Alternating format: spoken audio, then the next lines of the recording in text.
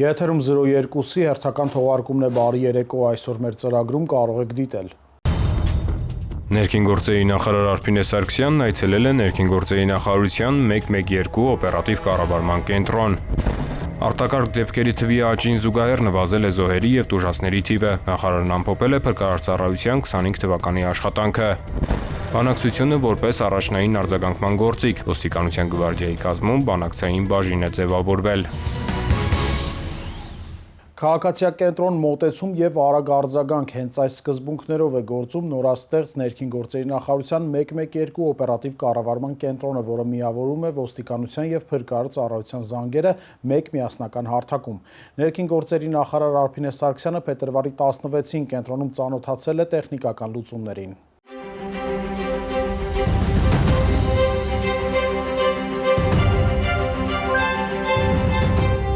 Քաղաքացիակենտրոն մոտեցում, արագ արձագանք, 24/7 ռեժիմով հասանելիություն։ Սրանք 112 միասնական հեռախոսահամարի գործունեության հիմնարարսկզբունքներն են՝ պետության և քաղաքացու միջև վստահության կամուրջ, որը միավորում է օգնությունը, պատասխանատվությունն ու օպերատիվ գործելակերպը։ Ներքին գործերի նախարար Արփինե Սարգսյանը փետրվարի 16-ին այցելել է նորաստեղծ 112 օպերատիվ կառավարման կենտրոն, որտեղ փետրվարի 15-ից գործարկվել է միասնական հեռախոսահամարը, միավորելով ոստիկանության և փրկարարծառայության զանգերը, ապահովելով արագ և համակարգված արձագանք։ Նախարար Սարգսյանը ծանոթացել է կենտրոնում կիրառվող տեխնիկական լուծումներին, ահազանգերի ընդունման, մշակման և համապատասխան ստորաբաժանումներին փոխանցման գործընթացներին, հետևել քաղաքացիներին տրվող խորհրդատվության ընթացքին և կարգախմբերի շարժընթացին, կարևորելով համակարգի արագ ու թիրախային արձագանքը։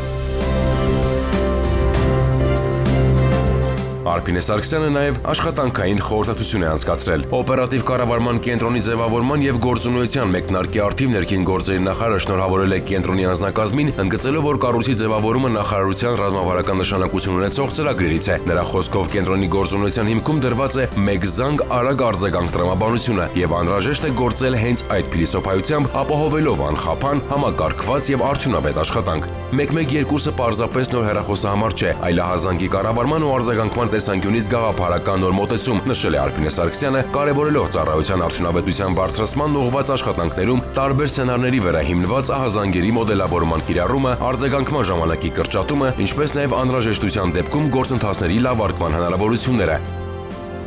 Ներքին գործերի նախարարը նշել է, որ յուրաքանչյուր ահազանգ, անկախ ծագման վայրից, ունի հավասար կարևորություն, ընդգծելով, որ կենտրոնի անձնակազմը պետք է պատասխանատու և բարեխիղճ վերաբերմունք ցուցաբերի բոլոր զանգերի նկատմամբ, ապահովելով քաղաքացիների պատշաճ, հարգալից և որակյալ սպասարկում։ Նախարար Սարգսյանը հանձնարարել է ուշադրության կենտրոնում պահել անձնակազմի մասնագիտական կարողությունների զարգացումը, Ներքին գործերի նախարարության կրթահամալիրի հետ կազմակերպելով շարունակական վերապատրաստումներ։ Նա նաև կարևորել է իրազեկման միջոցառումների ակտիվացումը, որոնց նպատակը հանրության համար 112 միասնական հեռախոսահամարը հնարավորինս կարճ ժամկետում ճանաչելի դարձնելն է։ Ներքին գործերի նախարարը ընդգծել է նաև շտապօգնության կանչերի համակարգի ինտեգրմանը նախապատրաստվելու կարևորությունը, նշելով, որ այդ ուղղությամբ պետք է իրականացվեն անհրաժեշտ կազմակերպչական և տեխնիկական աշխատանքներ ծառայությունների առավել արդյունավետ և միասնական գործարկումն ապահովելու նպատակով։ Շնորհակալություն հայտնելով կենտրոնի ձևավորման գործընթացի պատասխանատուներին, Ներքին գործերի նախարարը առանձնահատուկ կարևորել է մասնագիտական թիմի կատարած ծավալուն աշխատանքը։ 112 օպերատիվ կառավարման կենտրոնի պետ Գեորգի Այվազյանը վստահության և աջակցության համար շնորհակալություն հայտնելով Ներքին գործերի նախարարին, հավաստիացրել է, որ կենտրոնի անձնակազմը պատրաստ է պատշաճ կատարել իր գործառույթները,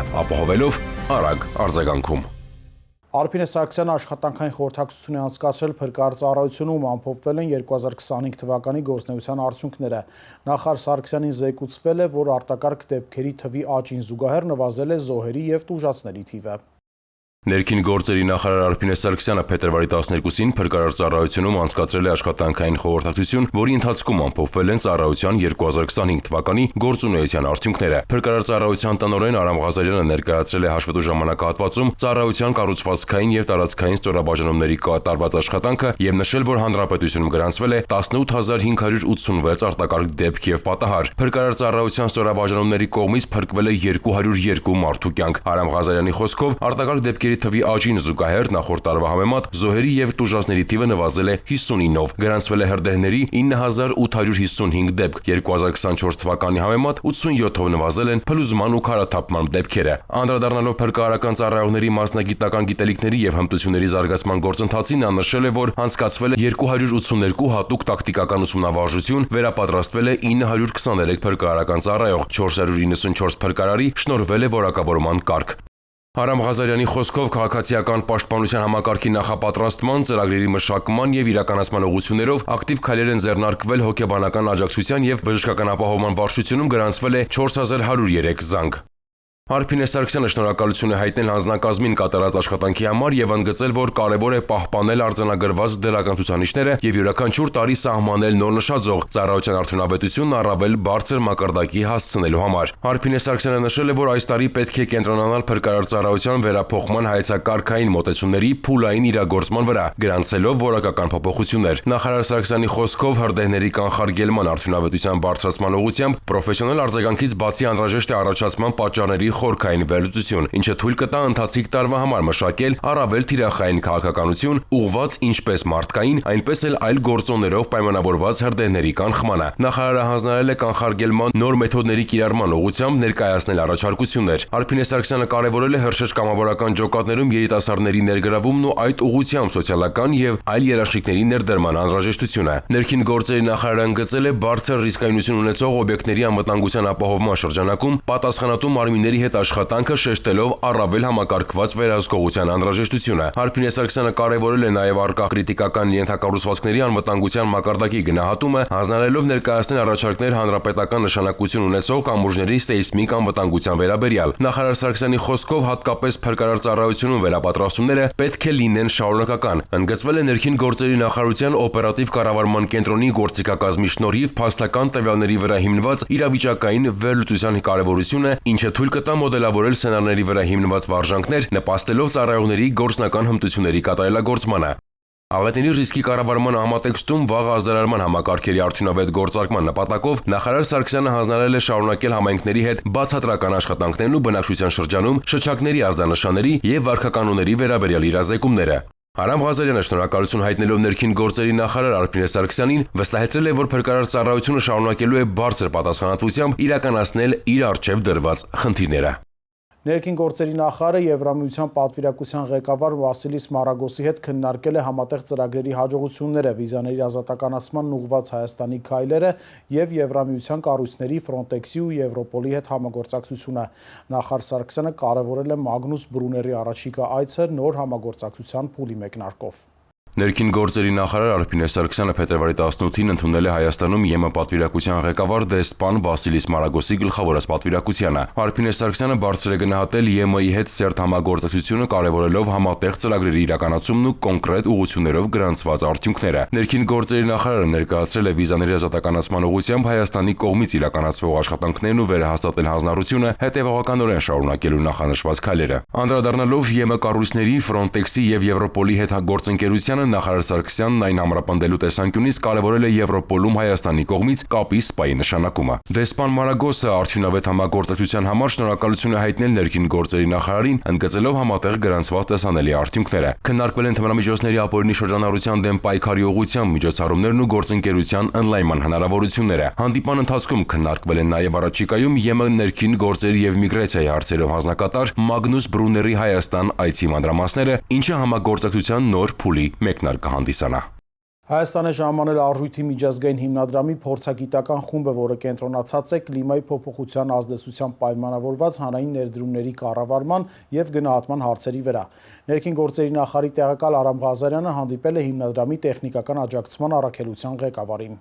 Կլիմայի գծով հանրային ներդրումների կառավարման եւ գնահատման շրջանակում Հայաստան է ժամանել արժույթի միջազգային հիմնադրամի փորձագիտական խումբը։ Փրկարար ծառայության տնօրեն ներքին գործերի նախարարի տեղակալ Արամ Ղազարյանը փետրվարի 16-ին հանդիպել է հիմնադրամի տեխնիկական աջակցության առաքելության ղեկավար Էդմոն Պատրիկ Հերնի գլխավորած պատվիրակությանը։ Մասնակցում էին ներքին գործերի եւ ֆինանսների նախարարությունների ներկայացուցիչներ։ Քննարկվել են աղետների ռիսկի կառավարման ազգային ռազմավարության եւ ֆինանսական հատկացումների վերաբերյալ հարցեր։ Արամ Ղազարյանն իր խոսքում նշել է, որ հանդիպումն առանձնահատուկ կարևորություն ունի համագործակցության ամրապնդման եւ արդյունավետ լուծումների մշակման տեսանկյունից։ Ներկայացվել են աղետների ռիսկի կառավարման 2023-2030 թվականների ռազմավարությունը, գործողությունների ծրագիրն ու առաջնահերթությունները։ Անդրադարձ է կատարվել աղետների ռիսկի կառավարման եւ բնակչության պաշտպանության մասին օրենքին, ինչպես նաեւ կլիմայական գործոնների ազդեցությանն ու դրանց դիմակայունությանն ուղղված միջոցառումներին։ Ներկայացվել են նաև ներդրումային մեխանիզմների վերաբերյալ առաջարկություններ։ Կարևորվել են վաղ ազդարարման համակարգի արդիականացումն ու փրկարար ծառայողների վերապատրաստումները։ Աղետների ռիսկի նվազեցման եւ կլիմայական փոփոխություններին դիմակայունության ուղղությամբ ընդգծվել է ներդրումների արդյունավետ կառավարման կարևորությունը։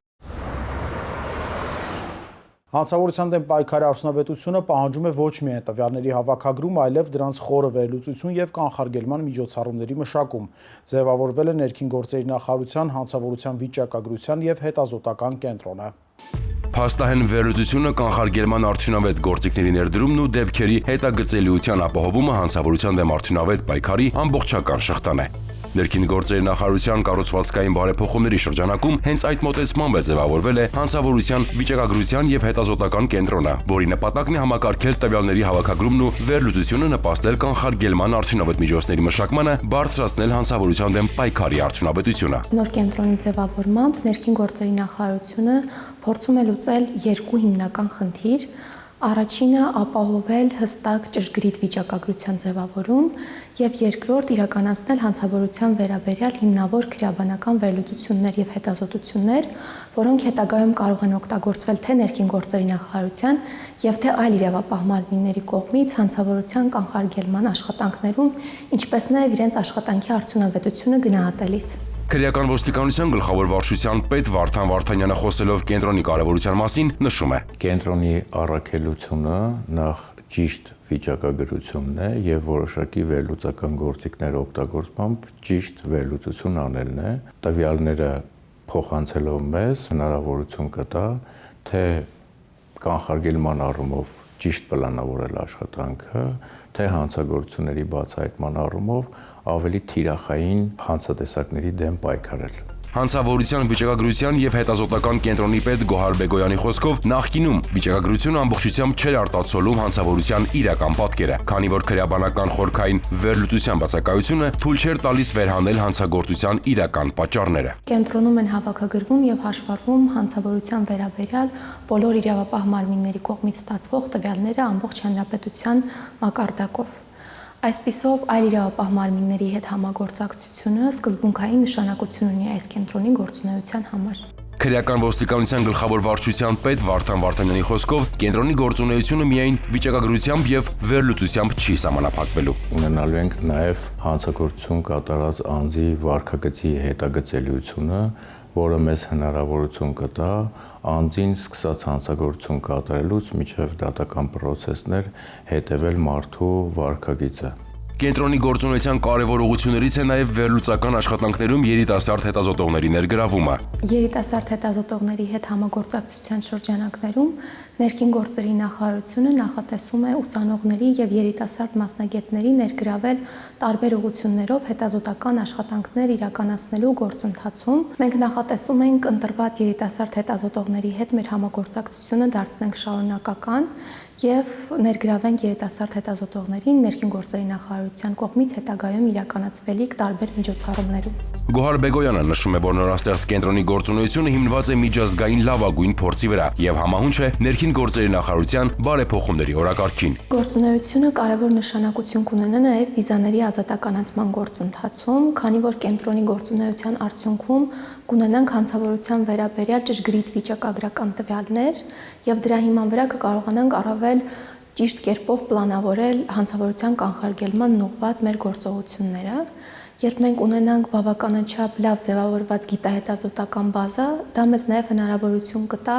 առավել ճիշտ կանխատեսել հանցավորության վերաբերյալ հիմնական ռիսկերը եւ գնահատել հանցավորության իրավիճակը երկրում։ Կենտրոնի հաստիկների մեծ մասն արդեն համալրված է եւ գործընթացը շարունակվում է։ Ներքին գործերի նախարարի հրամանով հաստատվել է նաև կենտրոնի տարեկան ծրագիրը, որը ներառում է մի շարք միջոցառումներ, անձնակազմի կարողությունների զարգացում եւ տարբեր ուղղություններով հետազոտությունների իրականացում։ Մինչև տարեվերջ կենտրոնում կգործարկվի արհեստական բանականության ժամանակակից գործիքներով հագեցած թվային հարթակը, կթվայնացվի դատվատվության մասին տեղեկանքների ստացման գործընթացը, իսկ հանցավորության տվյալների բաց հարթակի գործարկմամբ քաղաքացիները կկարողանան թափանցիկ եւ մատչելի ձևաչափով հետևել պաշտոնական վիճակագրությանը։ Ուժի փոխարեն խոսքը, հարկադրանքի փոխարեն համբերատար լսելու կարողությունը եւ վստահության ձևավորումը բանակցող ոստիկանների գործունեության հիմքում գլխավոր սկզբունքներն են։ Ներքին գործերի նախարարության ոստիկանության համակարգում բանակցային ոստիկանությունը դարձել է իրականություն։ Ներքին գործերի նախարարության ոստիկանության համակարգում բանակցային ոստիկանությունն այլևս գաղափար չէ, այլ իրականություն։ Ուժի փոխարեն խոսք, հարկադրանքի փոխարեն համբերատար լսելու կարողություն, արդյունավետ հաղորդակցության միջոցով վստահության ձևավորում։ Այս սկզբունքներով են առաջնորդվում բանակցող ոստիկանները։ Ոստիկանության բարեփոխումների շրջանակում 4 սենասյուներից արդեն ոստիկանության գվարդիայի ձևավորման գործընթացում նախատեսվեց առանձին բանակցային բաժնի գաղափարը, այսինքն առանձին ստորաբաժանում, որը կզբաղվի բանակցություններով։ Բանակցային ոստիկանությունը հասարակական կարգի պահպանության կոնցեպտի մեջ նոր գիտականորեն հիմնավորված մոտեցում է։ Հավաքների եւ հանրային միջոցառումների ժամանակ երբեմն իրավիճակը լարվում է, եւ հենց այդտեղ է, որ բանակցություններ վարող ոստիկան ընտրում է երկխոսելու տարբերակը, կիրառելով հոգեբանական գործիքակազմ, իրավիճակի թիրախային վերլուծություն, մասնագիտական եւ տակտիկական հմտություններ։ Բանակցային ոստիկանության հիմնական նպատակը դա օրենքով եւ սահմանադրությամբ հետապնդվող նպատակին հասնելն է առանց հարկադրանքի կիրառման։ Այսինքն հարկադրանքի կիրառումը դիտարկվում է որպես ծայրահեղ միջոց։ Բանակցային ոստիկանության միջոցով հնարավոր է լինում խուսափել, այսպես ասած, առճակատումից։ Էդգար Պետրոսյանը կարծում է, որ բանակցող ոստիկանների խնդիրն է ոստիկանության եւ միջոցառումների մասնակիցների միջև վերացնել մենք նրանք անջրպետը, դրսևորել քաղաքացիակենտրոն մոտեցում։ Բանակցային ոստիկանության նպատակն է նաև հասարակություն ոստիկանության կապի ամրապնդումը։ Նաև ինչու՞ չէ համագործակցության ակտիվացումը։ Ոստիկանության համակարգում որպես առանձին ստորաբաժանում երբեք չի գործել բանակցային բաժինը։ Բանակցող ոստիկաններն ընտրվել են մի շարք մասնագիտական եւ անձնական չափորոշիչների հիման վրա։ Իրենք պետք է լինեն հոգեբանորեն ստրեսակայուն, բավարար իրավական գիտելիքներ ունենան եւ կարողանան ձևավորել հաղորդակցություն, այսինքն ունենան նաեւ հաղորդակցության հմտություններ։ Հաջող բանակցությունը հիմնված է համագործակցության եւ փոխզիջումների վրա, ինչը թույլ է տալիս ճգնաժամային իրավիճակներում նվազեցնել լարվածությունն ու ագրեսիվ դրսևորումները։ Եղել են հաճախ դեպքեր, երբ հավաքի մասնակիցների բարձրացած հարցը մեր միջամտության արդյունքում մինչև հավաքի անցկացումը արդեն իսկ լուծված է եղել եւ ըստ էության հավաքի անցկացումը ոչ նպատակարար է համարվում։ Նշված գործառույթների իրականացման ընթացքում առանցքային դեր է զբաղեցնում բանակցային ստորաբաժանման ծառայողների աշխատանքը։ Բանակցային ստորաբաժանման ձևավորումը ներքին գործերի նախարարության բարեփոխումների կարևորագույն բաղադրիչներից է։ Այն հիմնված է մարդու իրավունքների պատշաճ պաշտպանության եւ քաղաքացիակենտրոն մոտեցումների վրա, հասարակության հետ փոխհարաբերություններում ամրապնդելով համակարգի նկատմամբ վստահությունը։ Առաջարկում եմ անցնող շաբաթվա քրեական նորություններին ծանոթանալ մեկ տեսաշարով։ Քրեական ոստիկանության դիմնամիջոցների անօրինական շրջանառության դեմ պայքարի վարչության ծառայողները ստացել էին օպերատիվ տեղեկություն, որ Աբովյան քաղաքի մի բնակիչ իրացման նպատակով ձեռք է բերելու Մաքսանենք ճանապարհով Հայաստան ներկրված խոշոր չափերի թմրանյութ։ Տեղեկությունն իրացվեց փետրվարի 11-ին։ Համագործակցելով Կոտայքի մարզի պարեկների հետ, քրեական ոստիկանները Երևան-Աշտարակ ավտոճանապարհին սերբակալեցին 29-ամյա Աբովյանցուն եւ Opel Magnish-ի մեքենայով հանդերձ տեղափոխեցին համայնքային ոստիկանության Դավթաշենի բաժին։ Տղամարդը հայտնեց, որ իր վերցրած թմնամիջոցի փաթեթը մեքենայի մեջ է։ Նախաձեռնվեց քրեական վարույթ, որի շրջանակում Opel-ի խոզարկությամբ հայտնաբերվեց 1 կիլոգրամ 150 գրամ մարիխուանա։ Տղամարդը կալանավորվել է, նախաքննությամբ հանգամանքները պարզվում են։ Համայնքային ոստիկանության Ախուրյանի բաժնի ծառայողները ձեռնարկած օպերատիվ հետախուզական միջոցառումների արդյունքում փետրվարի 13-ին Ազատան բնակավայրի վարչական տարածքում գտնվող ռեստորանային համալիրի մոտ հայտնաբերել թմրամիջոց իրացնելու կասկածանքով ձերբակալել եւ Mercedes Magnish-ի մեքենայով հանդերձ բաժին են տեղափոխել Հրազդան քաղաքի բնակիչ 27-ամյա մի երիտասարդի։ Նրա անձնական խոզարկությամբ հայտնաբերվել է մարիխուանա տեսակի թմրամիջոցի նմանվող զանգվածով 6 փաթեթ, ընդհանուր 21.13 գրամ քաշով։ Երիտասարդը կազմված փաստաթղթերի հետ ներկայացվել է նախաքննական մարմին, իսկ Mercedes-ը տեղափոխվել է բաժնի պահպանվող հատուկ տարածք։ Նախաձեռնված քրեական վարույթի շրջանակում կատարված զննությամբ մեքենայում հայտնաբերվել է մարիխուանա տեսակի թմրամիջոցի նմանվող զանգվածով 24 փաթեթ, ընդհանուր 84.82 գրամ քաշով։ Կատարվում է նախաքննություն։ Մաքսանենք ճանապարհով ներկրված թմրամիջոց ապօրինի ձեռք բերելու վերաբերյալ հերթական օպերատիվ տվյալը քրեական ոստիկանության թմրամիջոցների անօրինական շրջանառության դեմ պայքարի վարչության ծառայողներն իրացրին փետրվարի 13-ին։ Մայրաքաղաքի պարեկների հետ համագործակցելով քրեական ոստիկանները Երևանի, Շիրակի եւ Արարատյան փողոցների խաչմերուկում ձերբակալեցին ու համայնքային ոստիկանության Շենգավիթի բաժին տեղափոխեցին Արարատի մարզի բնակիչ 37-ամյա տղամարդու։ Նրա խուզարկությամբ հայտնաբերվեց 1 կիլոգրամ 218 գրամ մարիխուանա։ 37-ամյա տղամարդը կալանավորվել է, հանգամանքները պարզվում են։ Ծանուցում հանցագործության համար մեղադրվողը համարվում է անմեղ, քանի դեռ նրա մեղավորությունն ապացուցված չէ քրեական դատավարության օրենսգրքով սահմանված կարգով, դատարանի օրինական ուժի մեջ մտած դատավճռով։ Ընտանեկան եւ կենցաղային բռնության դեպքերին արագ արձագանքելու նպատակով ՄԱԿ-ի բնակչության հիմնադրամի եւ ներքին գործերի նախարարության համագործակցության շրջանակում 2025 թվականի հունիսից ոստիկանությունում գործարկվել է SafeU առցանց բջջային հավելվածը։ SafeU-ն ներքին գործերի նախարարության ոստիկանության թիրախային գործիք ընտանեկան բռնության դեմ պայքարում։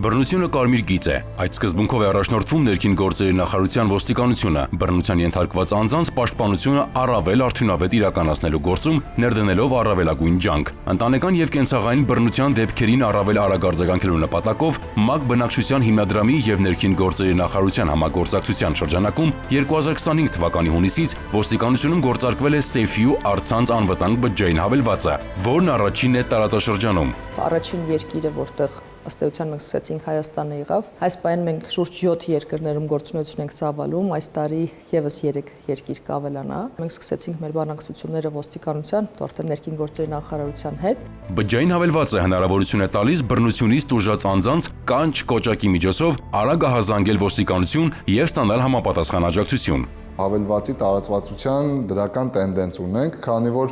2025-ի հունիս ամսից մինչև դեկտեմբեր ամիսը մենք ստացել ենք համակարգի միջոցով 20 ահազանգ, իսկ դեկտեմբեր ամսից մինչ առ այսօր ունենք արդեն 24 ահազանգ, այսինքն նախորդող 2 ամսվա ընթացքում ավելի շատ ահազանգ ենք ստացել, քան համակարգի գործարկումից հետո առաջիկա 6 ամսվա ընթացքում։ SafeU բջջային հավելվածի միջոցով կատարված ահազանգն ինքնաշխատ արտացոլվում է ոստիկանության օպերատիվ կառավարման կենտրոնի ավտոմատացված տեղեկատվական համակարգում, ինչից հետո այն փոխանցվում է ոստիկանության տարածքային ստորաբաժանմանը։ Համակարգի տարածումը ոչ միայն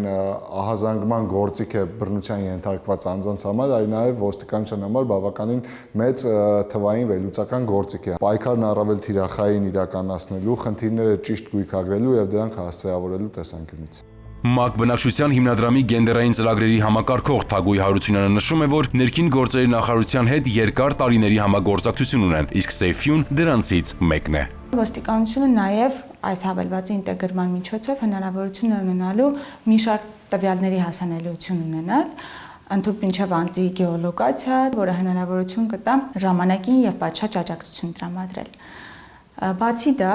հավելվածի ինտեգրումը ոստիկանության օպերատիվ կառավարման համակարգում հնարավորություն կտա նաև պետության կողմից վարվող վիճակագրական պատկերն առավել հստակ իրականացնել։ Հավելվածն անձնական տվյալների պաշտպանության տեսանկյունից անվտանգ է եւ արտահոսքի ռիսկեր չունի։ Բջջային հավելվածն ապահովված է նաեւ անվտանգության գործիքով, որը բռնության ենթարկվածին հնարավորություն է տալիս հեռախոսում թաքցնելու հավելվածը։ Ինչ վերաբերում է անձնական տվյալների պաշտպանությանը, քանի որ SafeU-ն նաեւ գործում է Եվրոմիությունում, 3 Եվրոմիության երկրներում, նաեւ ԱՄՆ-ում, բնականաբար այն բոլոր միջազգային խիստ ստանդարտները, որոնք գոյություն ունեն տվյալների պաշտպանության վերաբերյալ եւ նաեւ կիբերանվտանգության, դրանք բոլորը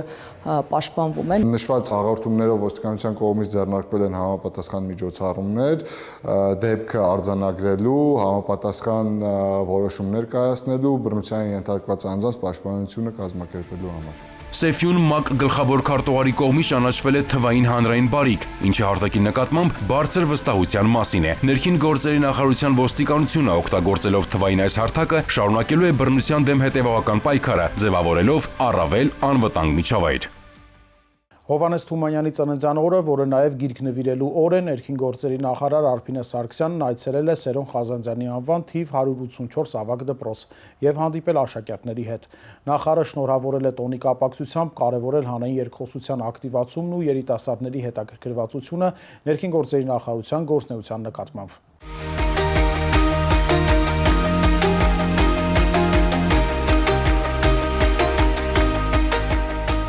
Անմիջական զրույց, հետաքրքիր հարցադրումներ, ակտիվ քննարկում։ Փետրվարի 19-ին ամենայն հայոց բանաստեղծ Հովհաննես Թումանյանի ծննդյան օրը, որը նաև նշվում է որպես գիրք նվիրելու օր, ներքին գործերի նախարար Արփինե Սարգսյանը աշակերտների հրավերով այցելել էր Սերո Խազատյանի անվան թիվ 184 ավագ դպրոց։ Սովորողները իրենք առաջարկեցին, որ հենց գիրք նվիրելու տոնին հրավիրենք ներքին գործերի նախարարին։ Գուցե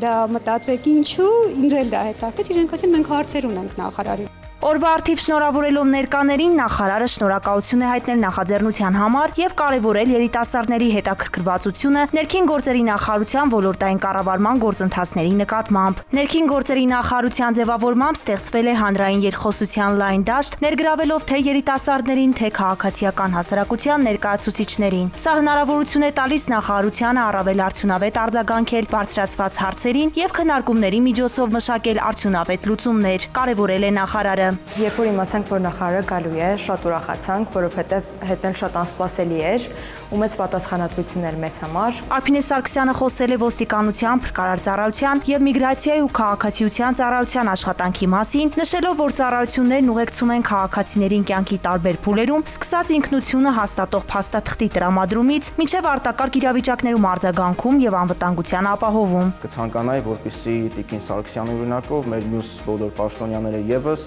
նման հանդիպումների հնարավորություններ ընձեռնեն երիտասարդությանը, որպեսզի մոտ ապագայում, երբ մենք արդեն մեծ կյանք մտնենք, ավելի շատ գիտելիքներ ունենանք եւ կարողանանք կիրառել այդ։ Խոսելով հանցավորության կանխարգելման ուղղությամբ գրանցված արդյունքների մասին, նախարար Սարգսյանը նշել է, որ 2025 թվականին հանրապետությունում հանցագործությունների թիվը նվազել է 3.2%-ով։ Անդրադառնալով անչափահասների շրջանում հանցավորության ծավալների վերաբերյալ շրջանառվող բացասական պատկերացումներին, նախարարը ընդգծել է, որ դրանք իրականությանը չեն համապատասխանում։ Արփինե Սարգսյանն արձանագրել է, որ անչափահասների շրջանում խնդիրները բացառիկ են, դրանք չեն բնութագրում բոլորին եւ համընդգրկուն չեն։ Նա նշել է, որ դպրոցներում առկա խնդիրները պետք է բաց ու թափանցիկ կերպով ճիշտ գնահատել եւ լուծել առանց դեպքերի քողարկման։ Այս գործընթացում կարևոր է ծնողների, ուսուցիչների եւ համայնքի ներգրավվածությունը։ Մենք անչափահասներին, երիտասարդներին ընդունում ենք, գնահատում ենք ոչ թե հաշվի առնելով տարբեր մտածածին քննարկումներ կամ